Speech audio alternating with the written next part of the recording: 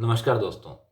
आज हम बात करेंगे पुखराज के बारे में। पुखराज एक ऐसा रत्न है जो जिस भी जातक पर यदि उसका नियंत्रण हो जाए तो निश्चित रूप से उसके जो प्रभाव होते हैं वो तर्कसंगत भी होते हैं और जीवन में जो कार्य वो करता है वो आगे बढ़ाने वाले होते हैं।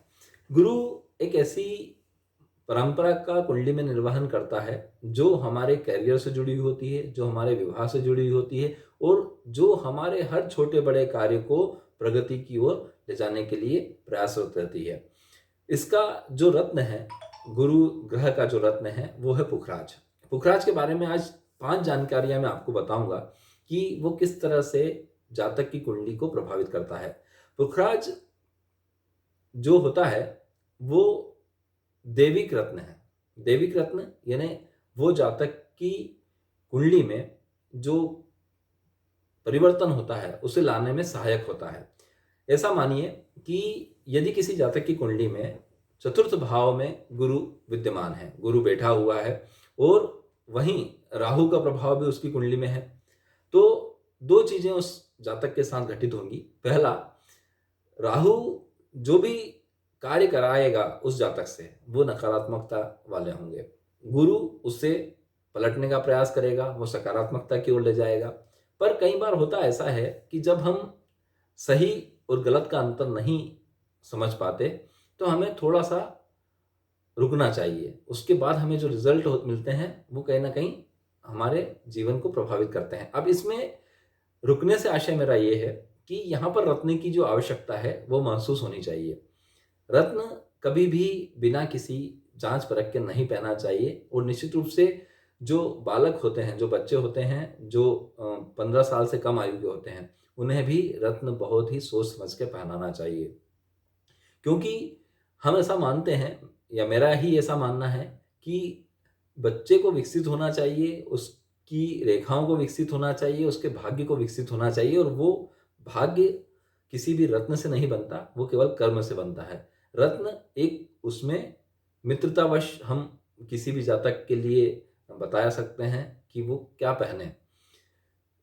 पुखराज 5 चीजों पर काम करता है आपके जीवन में। पुखराज पहला काम करता है आपके निर्णयों पर, दूसरा काम करता है आपकी इच्छाओं पर, तीसरा काम करता है आपके जो मेल मिलापक होते हैं उनसे, चौथा जो कार्य करता है वो आपकी स्थितियों को नियंत्रित करने का प्रयास करता है और पांचवा जो कार्य होता है वो आपके ओरा को मजबूत करता है। पुखराज की 4 विशेषताएं और हैं, वो उसके कार्यशैली की कि जो जातक पर प्रभाव करता है। जब भी पुखराज जातक धारण करता है तो 2 चीजें उसे बिल्कुल तत्काल दिखाई देंगी। एक तो उसका मन का जो, यदि वो रत्न उसे सूट करता है तो मन की जो स्थितियां उसकी वो बहुत ही उसके केंद्र के आसपास होगी।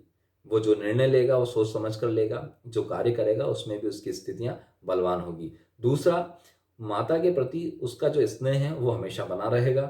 तीसरी, जो भी कार्य वो करेगा उसमें सही गलत का जो निर्णय का जो भाव है वो हमेशा वो लेकर चलेगा। चौथा जो कारक उसके जीवन में पड़ेगा वो ये कि पुखराज हमेशा आपके मस्तिष्क को, कहते हैं, थोड़ा सा दैविक रूप देने का प्रयास करता है। तो जो भी आप कार्य करते हैं तो उसे बिना सोचे विचारे नहीं कर पाते हैं। अब पुखराज पहनना कब चाहिए? पुखराज सिर्फ गुरुवार के दिन ही धारण करना चाहिए। वो इसलिए कि जब भी हम गुरु का भाव देखते हैं तो वहां पर जो स्थितियां होती हैं वो उसी दिन ही परिकल्पित होती हैं और वो उसी दिन ही विकसित भी होती हैं। पुखराज धारण करने से पहले 2 चीजों का हमेशा ध्यान रखिए कि ये रत्न आप या तो अपनी माँ के हाथों से पहनिए या अपनी पत्नी के हाथों से पहनिए। इसका एक कारण है कि जो ऊर्जा का, दैविक ऊर्जा का जो प्रभाव माना गया है पुखराज का, वो किसी ना किसी तरह से आपकी शक्ति पर निर्भर करता है। माँ सबसे बड़ी शक्ति होती है, पत्नी सबसे बड़ी शक्ति होती है।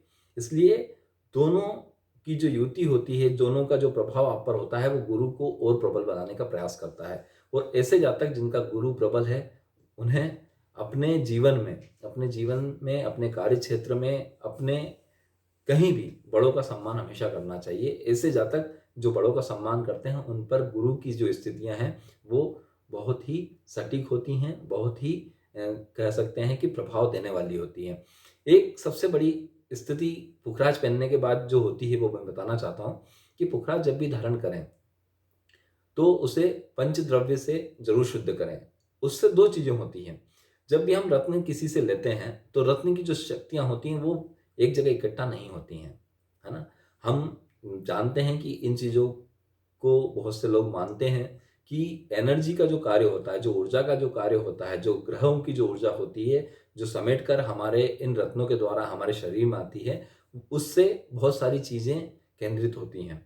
तो जब भी हम रत्न धारण करें, वो चाहे पुखराज हो या कोई अन्य रत्न, तो उसे शुद्ध जरूर करें। शुद्ध करने के बाद उसे अपने दाहिने हाथ पर रखें, बाएं हाथ से उसको कवर करें, और उसके बाद जो मंत्र है, जैसे पुखराज का मंत्र है ओम गुरुवे नमः, तो ओम गुरुवे नमः का जाप करें। और एक विश्वास आपको हमेशा होना चाहिए रत्न पहनने के समय कि ये रत्न जो है ये मेरी इच्छाओं की पूर्ति करेगा, मेरे कार्यों को निष्पादित करेगा और मुझे सुख, शांति और वैभव प्रदान करेगा। हम पूरा जो कार्य करते हैं ये हमारी इच्छाओं पर ही करते हैं। हम जो भी कार्य करते हैं वो हमारे प्रसन्न, सुख, समृद्धि के लिए करते हैं। इसलिए जब भी हम रत्न धारण करते हैं तो विश्वास भी दुगना होना चाहिए। आगे भी हम रत्नों के बारे में बात करते रहेंगे। देखिए रही सांध्य एस्ट्रो।